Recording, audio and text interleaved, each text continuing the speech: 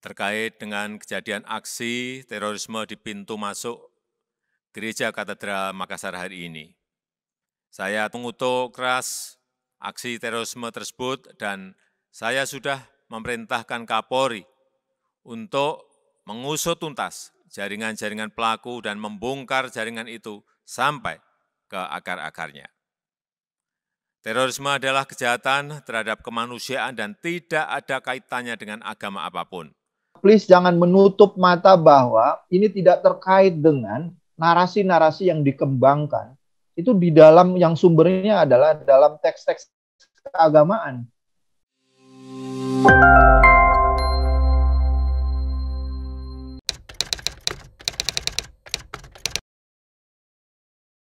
Kalau saya percaya bahwa pelaku teroris itu adalah orang-orang yang kemudian membajak agama. Jadi bukan tidak ada kaitan dengan agama. Agama ini menyediakan, saya kira seluruh agama menyediakan teks-teks yang itu berpotensi digunakan oleh pengikutnya untuk dijadikan sebagai aksi kekerasan atau legitimasi kekerasan dan lain sebagainya. Nah, ini saya kira sedang terjadi bukan sedang terjadi sebenarnya, yang di Makassar itu adalah salah satu yang diperlihatkan, dicontohkan bahwa ini adalah contoh orang-orang yang menggunakan agama, membajak agama untuk kepentingan kekerasan. Misalkan dia mengkritisi orang tuanya, amalan-amalan orang tuanya. Saya baca di media, ini sebenarnya tidak asing ya bagi saya. Misalkan dia mengkritisi pembacaan Barjanji. Barjanji itu sebenarnya kisah-kisah akhlak yang baik dari Nabi Muhammad ya. Bagi kelompok-kelompok yang Puritan ini tidak ada ajaran di Islam seperti itu. Makanya mereka mengkritisi. Ini salah satu petanda sebenarnya bahwa mereka sudah masuk pada wilayah-wilayah kelompok-kelompok keras yang kita juga kenal. Kelompok mereka disebut sebagai kelompok takfiri yang mengkafir-kafirkan. Kalau misalkan yang bukan muslim misalkan mengatakan kafirnya jelas kira-kira gitu. Tapi orang-orang Islam sendiri yang tidak satu ideologi dengan mereka itu juga dikafir-kafirkan oleh mereka. Makanya mereka dikenal juga sebagai kelompok takfiri.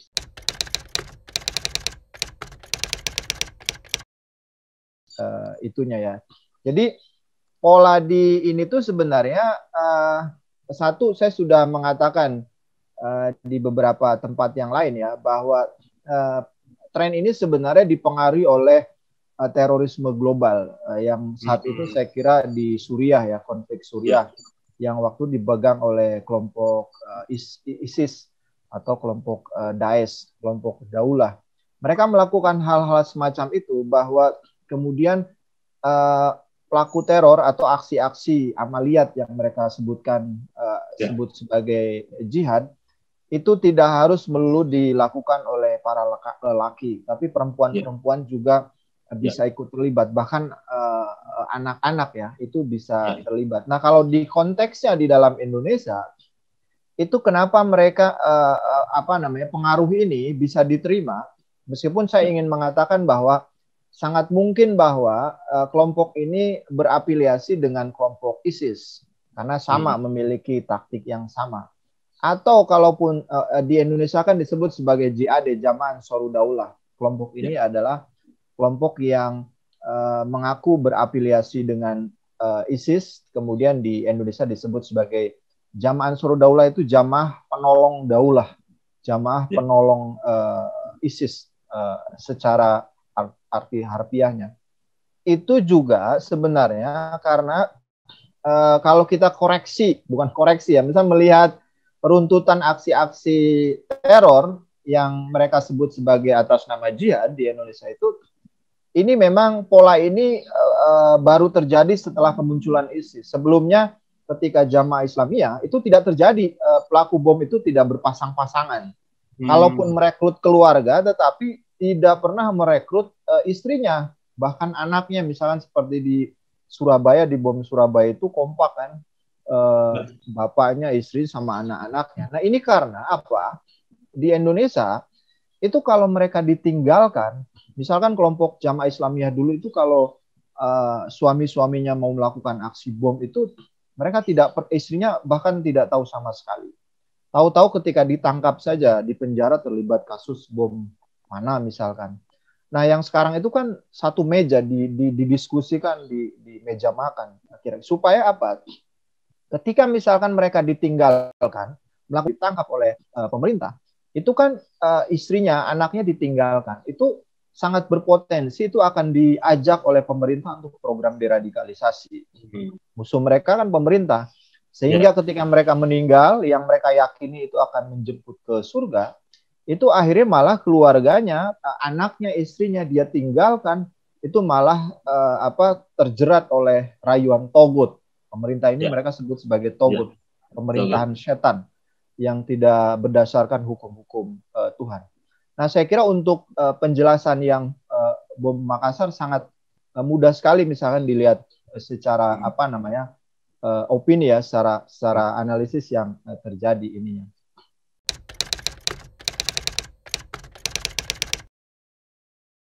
Kalau pola rekrutmen itu nggak satu pintu ya, nggak satu jalur. Yang jelas bahwa tangga yang paling bawah itu yang disepakati oleh, saya kira oleh akademisi juga, saya kira yang paling banyak melakukan itu juga mengutip dari para mantan ini ya, pelaku teror. Yang pertama adalah dasarnya orang-orang yang bisa direkrut itu meskipun tidak semuanya, tetapi yang paling rentan itu adalah orang-orang yang memiliki kebencian terhadap sesuatu.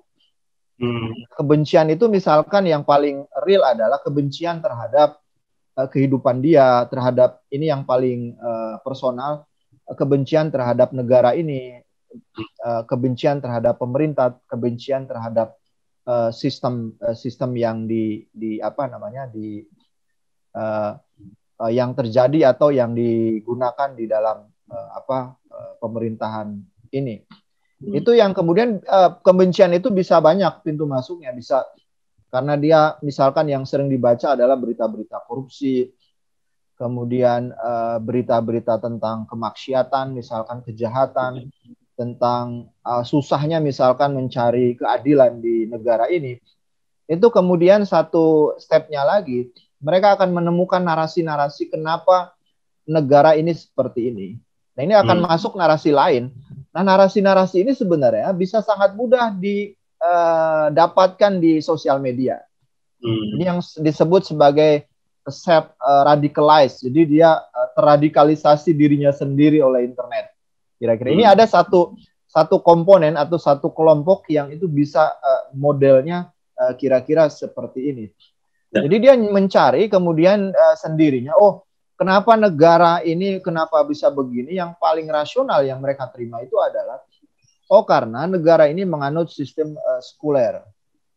Kemudian oh negara ini karena ya sekuler, kemudian kalau yang Islam ya, yang Muslim, saya nggak tahu yang agama-agama lain karena saya tidak konsen mengkaji kelompok-kelompok teroris di agama-agama lain ya, bagaimana menarasikannya untuk kemudian menjadi tangga yang paling tinggi menjadi seorang teroris.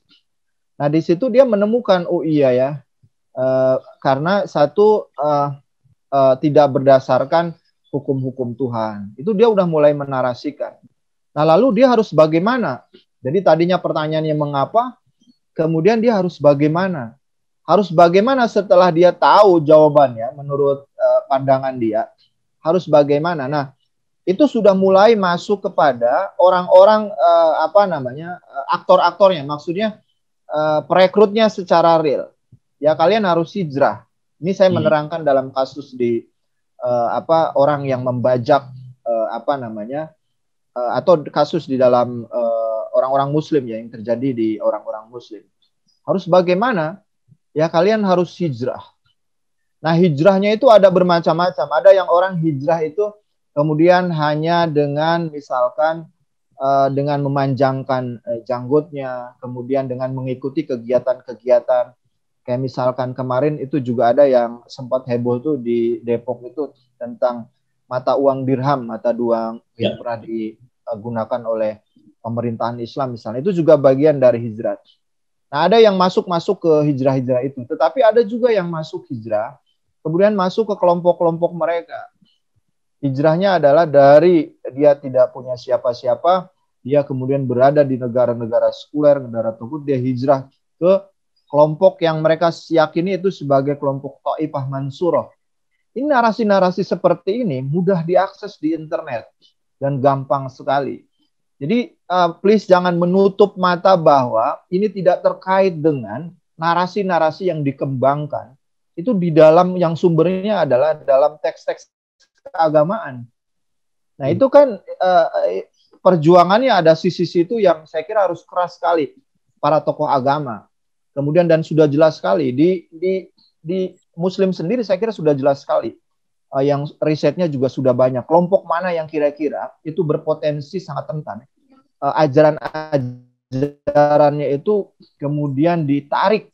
Kalau mereka sebenarnya tidak mengutuk aksi-aksi teroris, tetapi juga harus menyadari bahwa ajaran-ajaran mereka itu sangat mudah sekali ditarik oleh atau direkrut oleh kelompok-kelompok teroris ya.